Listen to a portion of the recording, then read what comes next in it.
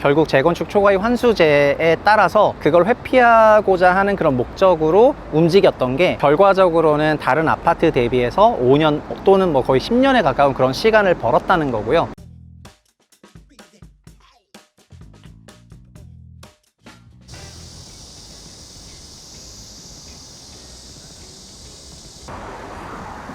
안녕하세요. 최상욱의 부동산 신부름센터 센터장 최상욱입니다. 오늘은 최부심의 현장답사 2부 잠실편입니다. 잠실에서 두 번째 편을 갖고 있는데요. 저희가 1부 때 잠실의 그런 편의시설, 특히 뭐 여러 가지 입지, 교통, 학군, 그 다음에 자연환경에 대해서 말씀을 드렸는데, 그렇게 입지 환경이 좋은데 재건축이 굉장히 잘 진행되는 것이 맞는데요. 사실은 이 재건축 시장에는 어마어마한 암초가 있는데 바로 재건축 초과이익 환수제라는 암초입니다. 그리고 재건축 초과이익 환수제는 잠실 재건축 시장에도 매우 큰 영향을 미치고 있거든요. 오늘 어떤 영향을 미치고 있는지에 대해서 한번 저와 함께 답사를 해보시죠. 고고!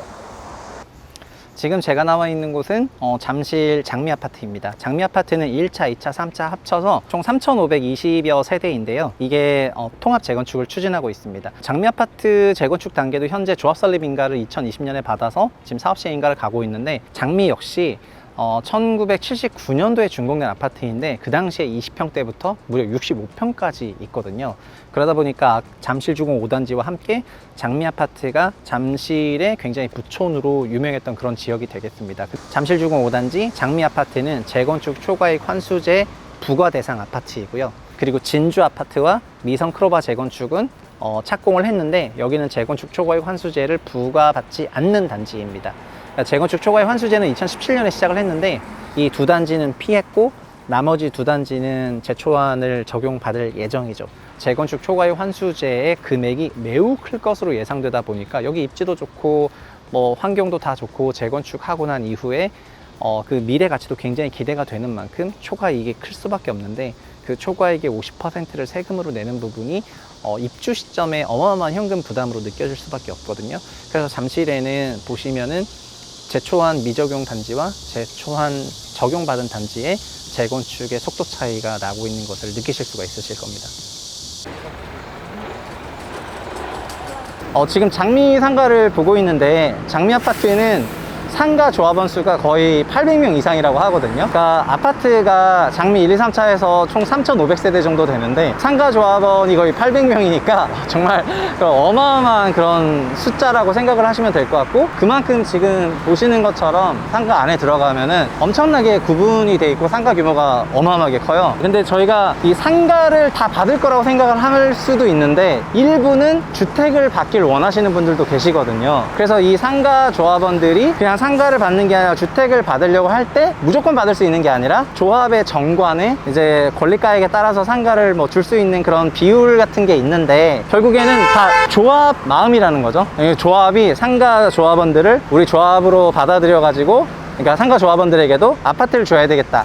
그러면은 조합 분양으로 아파트가 나오는 거고, 아니야, 상가 조합원들은 그냥 상가 받아, 이렇게 하게 되면 상가를 받게 되는 거거든요. 그러니까 상가 재건축에 있는 상가를 투자를 하는 게 종합부동산세 관련 그 주택의 보유세 부담이 많았을 때 이게 어마어마한 전략 중에 하나였어요. 상가는 일반 부동산이니까 종부세 합산도 안 되고 보유 부담도 낮고 취득세도 일반 세율이니까 주택 대비해서 훨씬 더 엣지가 있다고 생각해서 이런 상가 투자를 많이 하셨었는데, 근데 조합 입장에서는 이런 상가 조합원들을 한테 분양을 해주면은 뭐 분양 수익이 좀 줄어든다는 그런 생각을 하시는 분이 많아서, 그래서 그렇게 상가 조합원들에게 아파트를 주는 거를 썩 내켜 하진 않거든요. 근데 재건축 초과이익 환수제 개념이 이게 전체 재건축 사업을 통한 그 단지 전체의 그 이익을 조합원 수로 나누는 거다 보니까 상가 조합원을 반영하면은 n분의 1 했을 때 금액이 낮아지게 되는 거예요. 그러니까는 이제 상가 조합원들을 조합 분양에 넣어서 조합원들로 포함시키는 게 아파트를 주는 게 유리할 수도 있겠다, 이런 생각을 하는 게 재초안 금액을 낮추니까 좋을 수도 있겠다, 이렇게 생각을 이런 단지들에서 하는 거죠.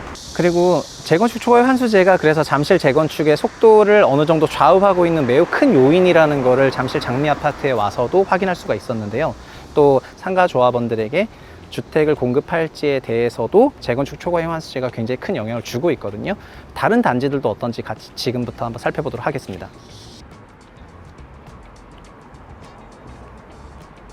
저는 지금 잠실역 10번 출구 앞에 나와 있는데요. 밖에 자동차가 너무 많이 다녀서 소리가 굉장히 큰데, 그래서 세게 말하고 있습니다. 여기서부터 미성크롭 아파트까지 같이 한번 가보시죠.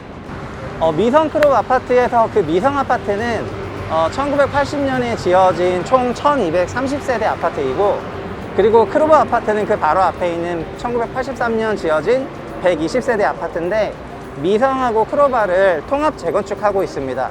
두 개 단지 통합 재건축이 쉽지 않은데, 일단 통합 재건축 한다는 것만으로 좀 특별한 단지가 되겠고요. 그리고 여기 지금 입지는 잠실역에서 나와서 올림픽 공원으로 가는 라인인데, 여기가 지금 송파구청 부지구, 건너서 교통회관이 있고, 그쪽 앞에는 뭐 시젠 같은 회사가 있는데, 시젠은 아시는 분은 아시겠지만 2020년에 코로나 국면일 때 진단키트 시장으로 국내에서 거의 10배 이상 성장하면서 어마어마하게 그 메디칼의 신화를 썼던 그런 기업이 시젠 본사도 송파구에 있습니다. 그래서 여기도 기업들이 많이 입주해 있고 공공기관도 있고 하다 보니까 전반적으로 그 일자리라든가 이런 게 충분한 그런 환경이 되겠고요. 미성크로바 아파트는 2014년에 조합설립 인가를 받았고, 그리고 2017년에 사업시 인가를 받고, 그리고 2017년 말까지 관리처분 인가를 신청을 해서 여기 지금 제초안을 회피했습니다. 그래서 지금 눈에 미성크로바 아파트가 보이는데요. 지금 대각선 맞은편에 보이는 아파트가 잠실 르엘 아파트, 그러니까 미성크로바 아파트 재건축을 하는 건데, 총 1910세대로 재건축하고 있고, 종전 1350세대를 통합 재건축한 겁니다.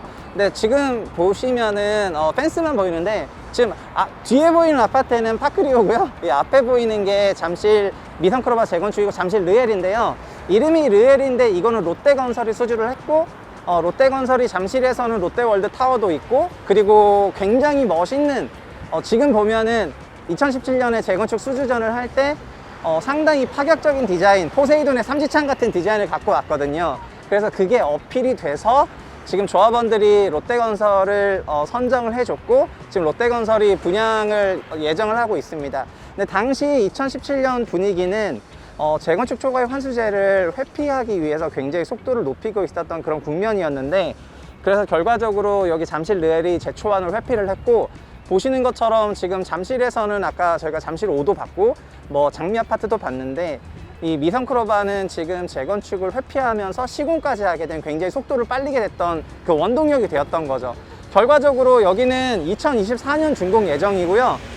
그 포세이돈 삼지창이 너무 화려했기 때문에 그게 지금 일반 디자인으로 변경되는 그런 국면에 있어서, 그 설계를 기억했던 쪽에서 뭐 비데이도 만들고 하는 약간의 노이즈가 있긴 하지만, 잠실권역에서 거의 20년 만에 최초로 재건축된 신축 아파트가 준공되는 게 잠실역 생활권이 여기 미성크로바 재건축인 잠실 르엘이 되는 거잖아요. 그래서 아마도 잠실 르엘이 준공되고 나면은 잠실주공 5단지 재건축되기 전까지는 여기가 조금 대장 아파트의 지위를 차지하지 않을까, 이렇게 생각합니다.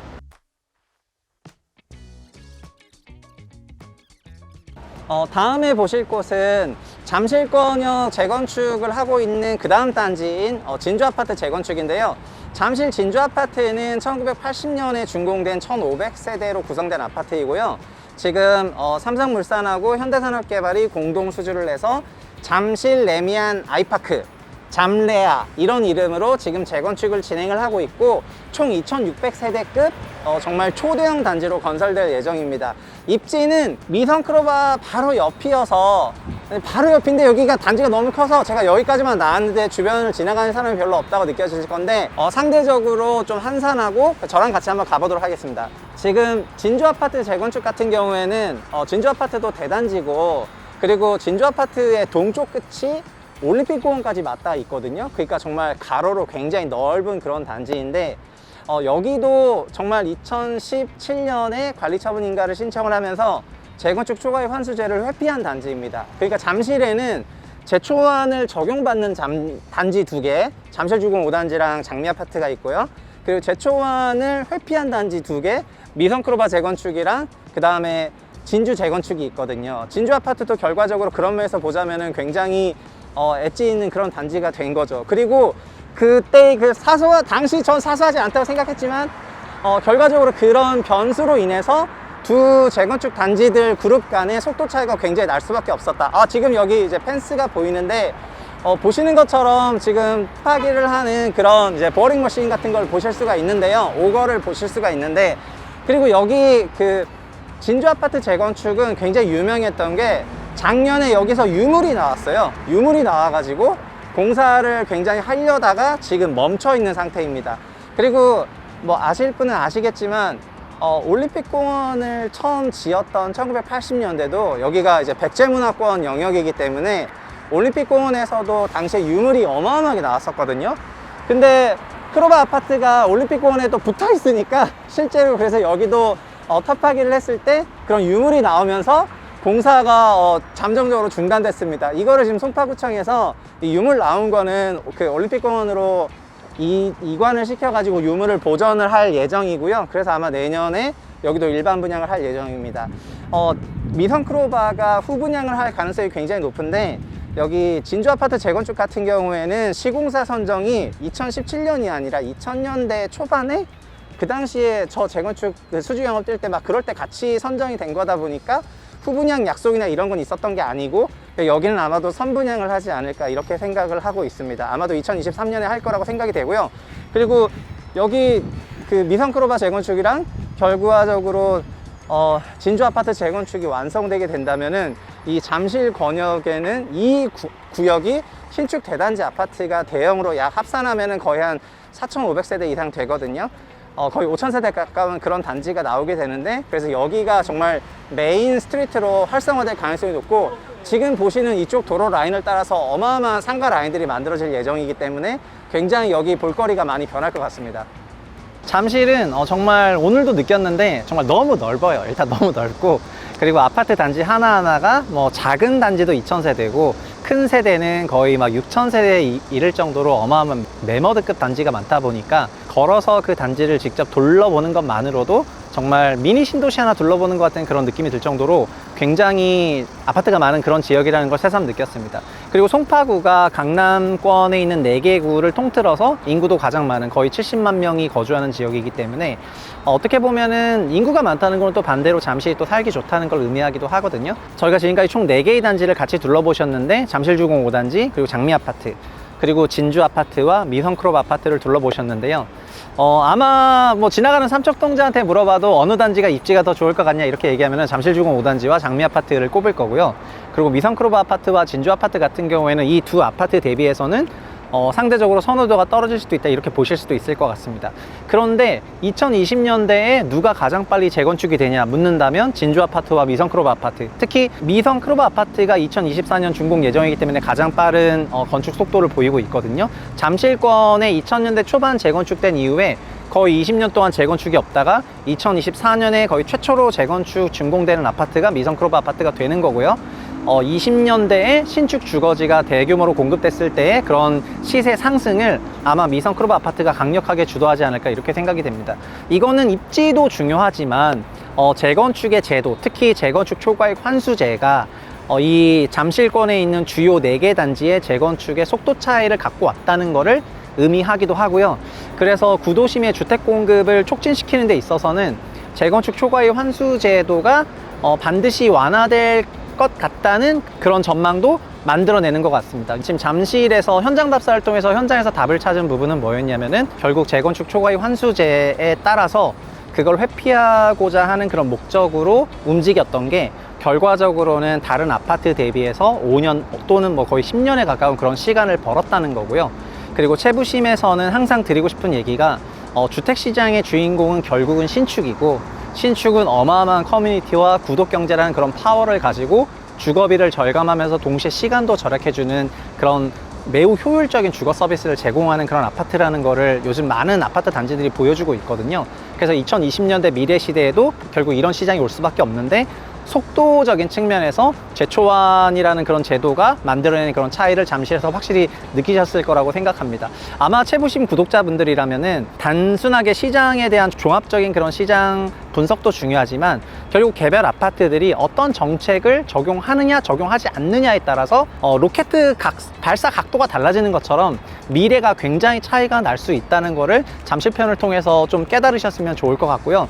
앞으로도 정책이 시장에 어떤 영향을 미치는지 현장 답사를 통해서 계속해서 설명해 드리도록 하겠습니다. 지금까지 저와 함께 현장 답사를 같이 하셨는데요. 구독, 좋아요 부탁드리고, 지금 마무리를 짓고 있는 과정에 비가 오는데 더더욱 더 구독, 좋아요 부탁드리겠습니다. 감사합니다.